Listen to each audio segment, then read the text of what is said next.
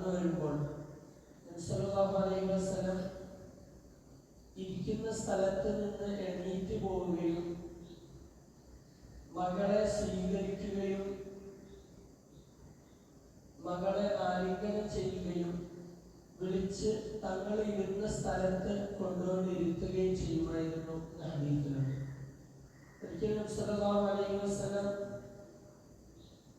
ഇപ്രകാരം പറഞ്ഞു, ഫാത്തിമത്തു ബിദ്അത്തുൻ മിന്നി ഫമൻ അഗ്ളബഹ അഗ്ളബനി. ഫാത്തിമ എന്റെ കരളിന്റെ കഷ്ണമാണ്. ആരെങ്കിലും അവളെ ദേഷ്യപ്പെടുത്തിയാൽ, അതൃപ്തി ഉണ്ടാക്കുന്ന കാര്യം ചെയ്താൽ അവൾ എനിക്ക് അതൃപ്തി ഉണ്ടാക്കുന്ന കാര്യമാണ് ചെയ്തിരിക്കുന്നത്. മക്കളോടുള്ള സ്നേഹം ഒരു മനുഷ്യന്റെ മനസ്സിൽ സ്വാഭാവികമായി ഉണ്ടാകുന്ന കാര്യമാണ്. പക്ഷേ ആ സ്നേഹം പ്രകടിപ്പിക്കുക എന്നതാണ് നബി സല്ലല്ലാഹു അലൈഹി വസല്ലം പഠിപ്പിച്ച കാര്യം. പലപ്പോഴും മനുഷ്യൻ മറന്നു പോകുന്നത് മക്കളോടുള്ള സ്നേഹം പ്രകടിപ്പിക്കാനാണ്.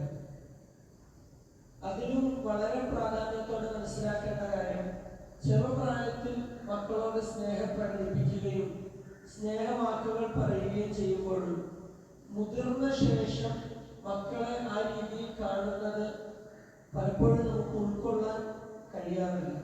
പക്ഷെ നബി സല്ലല്ലാഹു അലൈഹി വസല്ലം തന്റെ മകളോട് ഈ സ്നേഹവാക്കുകൾ പറയുന്നത്, ഈ സ്നേഹപ്രകടനം നടത്തുന്നത് 2-3 മക്കളുടെ മാതാവായതിനു ശേഷമാണ്.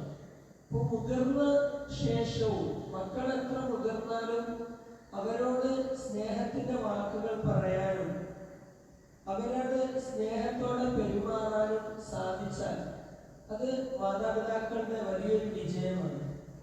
ആ ഒരു പെരുമാറ്റം മാതാപിതാക്കളിൽ നിന്ന് ഉണ്ടായിക്കഴിഞ്ഞാൽ മക്കൾക്ക് മാതാപിതാക്കളോടുള്ള അടുപ്പം വർദ്ധിക്കാനും അതിനനുസരിച്ച് മറുഭാഗത്ത് തെറ്റായ ബന്ധങ്ങളിൽ നിന്ന് മക്കൾ അകലുന്നതിന് കാരണമാണ്.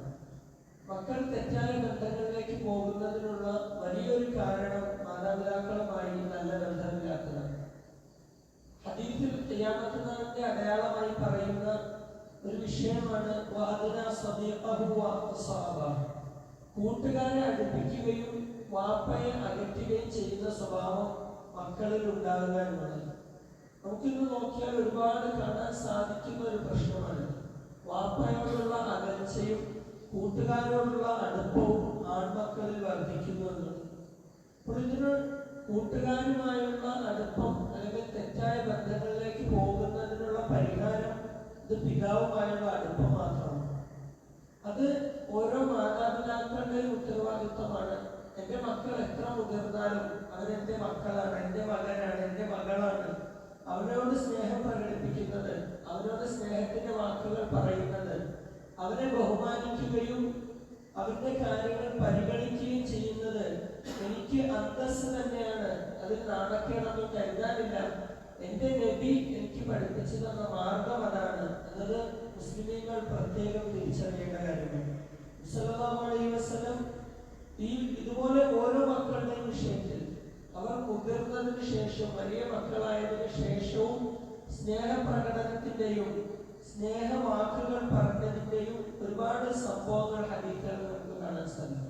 അല്ലാഹു സുബ്ഹാനഹു വ തആല നമുക്ക് മക്കളോടുള്ള കടമകൾ യഥാർത്ഥമായ രീതിയിൽ പൂർത്തിയാക്കാനുള്ള തൗഫീഖ് നൽകി അനുഗ്രഹിക്കട്ടെ. നമ്മുടെ മക്കളെ അല്ലാഹു ലോകത്തും സന്തോഷത്തിന് മാത്രം കാരണമാകുന്ന മക്കളാക്കി തരട്ടെ. വാഖിറു ദുആഇ അൽഹംദുലില്ലാഹി റബ്ബിൽ ആലമീൻ. സുബ്ഹാനല്ലാഹി വബിഹംദിഹി സുബ്ഹാനല്ലാഹി വബിഹംദിഹി അഷ്ഹദു അൻ ലാ ഇലാഹ ഇല്ല